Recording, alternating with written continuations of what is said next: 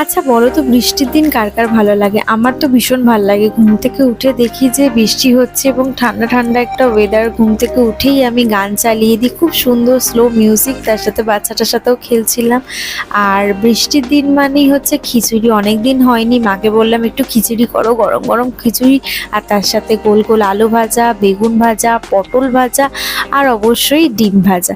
তো মা এখানে করা স্টার্ট করে দিয়েছে। আর তার সাথে একটা কথা বলি, রান্না তো আমি পারি না, কিন্তু এই ভিডিও করার চক্করে রান্নাঘরে ঢুকে অনেক কিছুই শিখলাম। আর দেখো, কথা বলতে বলতে খিচুড়ি হয়ে এসছে, আর এখানে যখন ঘিটা দেয় না খিচুড়ি দিয়ে, এত সুন্দর একটা গন্ধ বেরোয়, মানে আমি এখন ভয়েস ওভার দিতে দিতেই জিভে জল চলে আসছে। আর দেখো, দাদা টেস্ট করার জন্য নিয়ে নিয়েছে, বললো নুন ঝাল সব ঠিক আছে।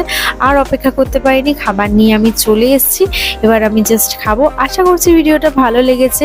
ভালো লাগলে অবশ্যই লাইক, কমেন্ট, সাবস্ক্রাইব করবে। আমার সাথে দেখা হবে নতুন একটা ভিডিওতে। ততক্ষণের জন্য